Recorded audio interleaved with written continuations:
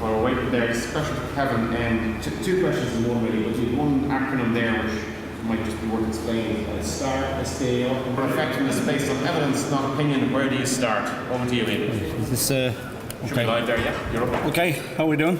You even have a counter on it, okay.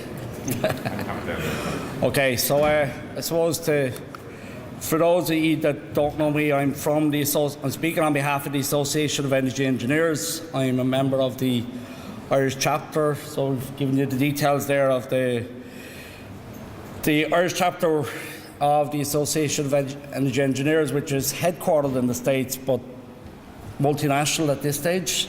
The mission, which you'll see here somewhere, is just to give you a background as to where we're operating in Europe. So these are chapters in Europe, in Ireland, Cyprus, Bulgaria, Spain, Slovakia, Hungary, UK, Romania, etc. So reasonably active with mainly in the area of training and certification, but as a sort of representative body for energy engineers.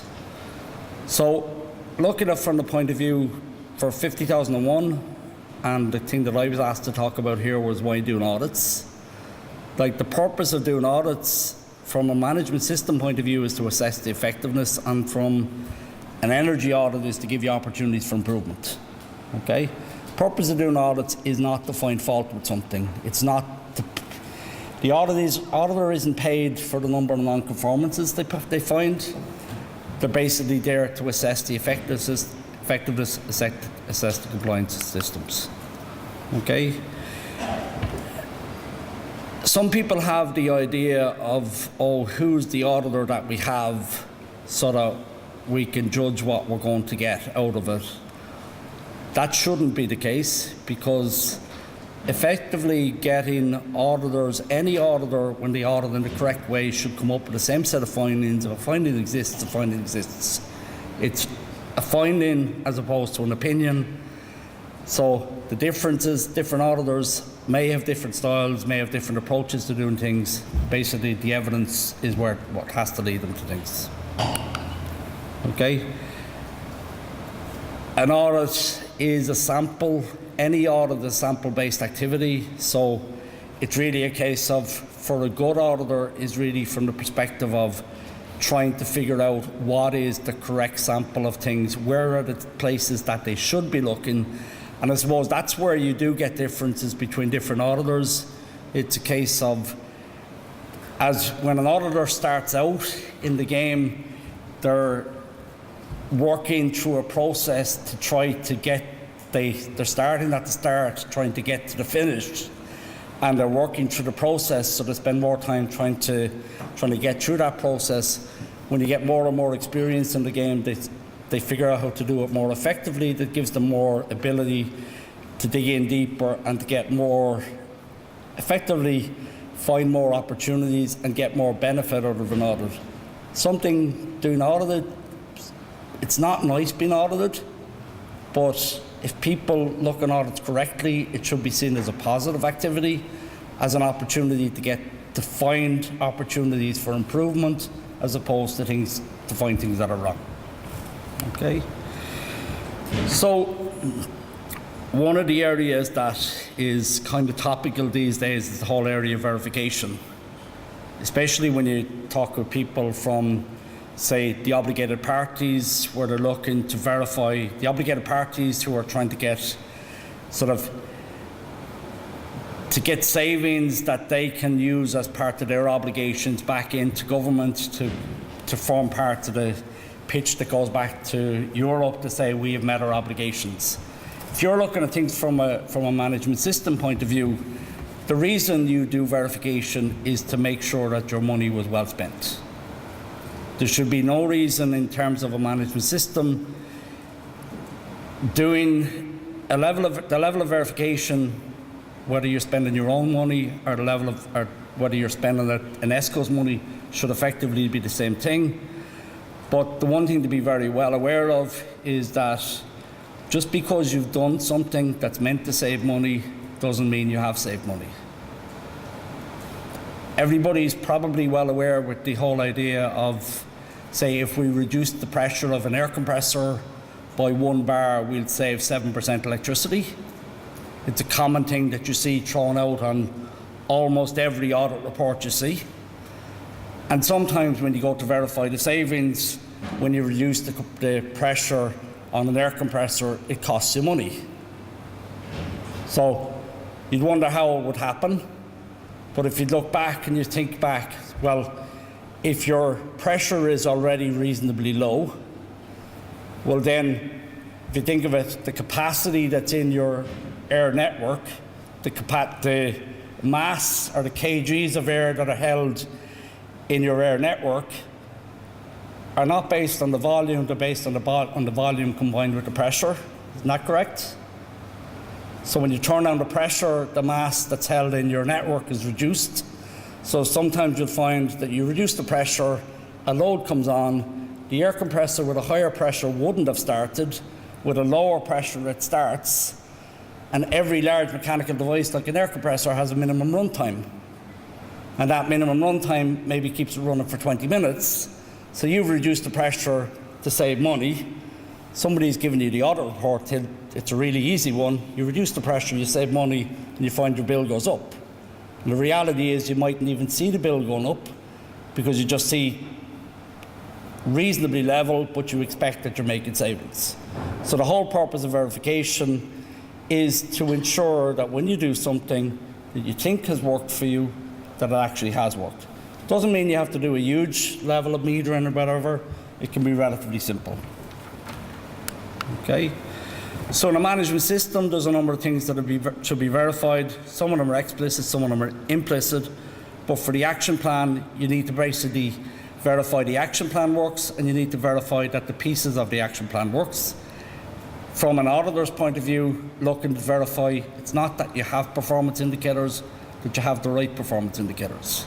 That the performance indicators are working for you, as opposed to a tool, or they're meant to be a tool to help you do something, as opposed to a chore that you just have to fill out so that you give it to the auditor when they come in at the end of the year.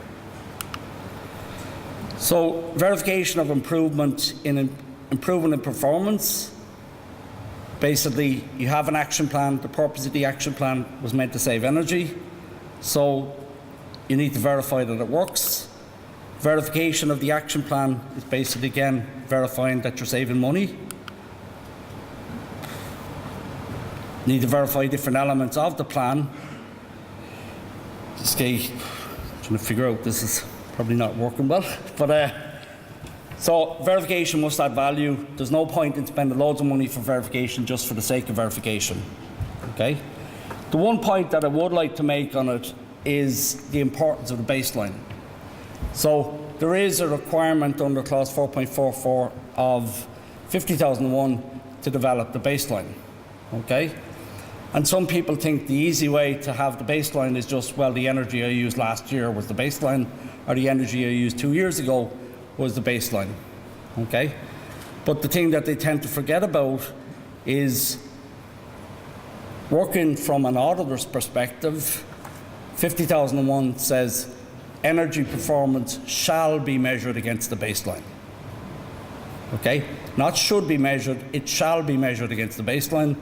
So if your energy goes up next year and you come back with saying, my baseline was the energy I used last year, my energy's gone up, oh well, that was because it was hotter last year, well, therefore you should have had cooling degree days included in your baseline.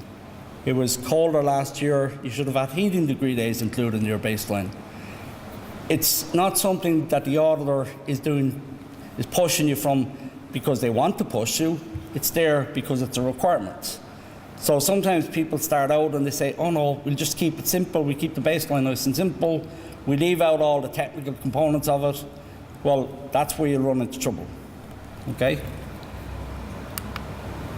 So the point that I was saying at the bottom, if you don't understand what the baseline should be at the end of the planning stage, 50,001, well then you haven't done the planning stage. You need to go back and do it again. Okay? So this is basically what I was saying.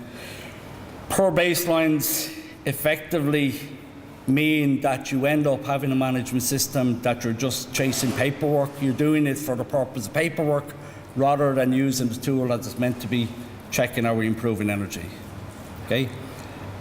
And the line at the bottom, what I was saying there, is that if you feel you can't develop a relevant baseline, which is something that a lot of people find a challenge with on an organisational level, we'll go back and read 50,001 again, because where 50,001 says you should develop the baseline and your energy performance shall be measured against the baseline, there's a brackets S at the end. There's no need to have a single baseline on an organisational level. If your organisation has lots of different activities that are causing you trouble, sometimes the easier thing is to step back and maybe develop a baseline for each of your areas of significant energy use, or a baseline for each of your buildings, as opposed to always feeling, and I've seen this at some stage, some of the, let's say, less experienced auditors expect you to have a single baseline on an organisational level. The answer to that is go back and read the standard. The brackets S is there for a reason. Okay. The baseline is your baseline and not the auditor's baseline. If you feel it's not appropriate just because you got certified 2 years ago, just because the auditor was in 3 weeks ago and they didn't have a problem with it, it doesn't mean that you can't adjust it during the year. For me, from an auditor's perspective, I would prefer to see somebody that's adjusting their baseline to get it right and making 2 or 3 adjustments during the year to get what's right for you, as opposed to thinking, oh, I have to wait till the auditor comes in to get approval for that. It's not the auditor's system, it's your system. All the auditor is there to do is to assess compliance against the standard. Okay. Success to the action plan is made by assessing against the baseline. So basically, from my perspective, the data is the evidence. If you haven't improved, you haven't improved. If you have improved, you have improved. So it's important to get that right. Again, performance indicators. A lot of people run into challenges with performance indicators. Again, it's simply something to make sure that things are working right. Simplicity is typically best with them, as opposed to something that gets really technical. But there are a number of good tools that are out there to help you do this. I don't know how many people have looked at the USDOE website. The USDOE, US Department of Energy, have a free energy performance indicator tool there that can be used to help you to sort of take slightly more complicated data, put it into the tool, develop a baseline for a performance indicator that will work for you. So there's lots of tools like that that are being developed over time, instead of trying to reinvent the wheel, just to try and make use of what other people have done before. Okay? From my point of view, performance indicators need to be appropriate, they need to make sense. Rather than chasing a formula that's there, it's there, somebody has to understand why things are happening. Because if you're finding yourself in the situation where you're assessing your performance against something and it's not improving and you don't know what might be causing it, well then it's really a case of go back and reiterate and try to come up with something more simple. So, can I just grab a glass of water there? Usually use the coffee.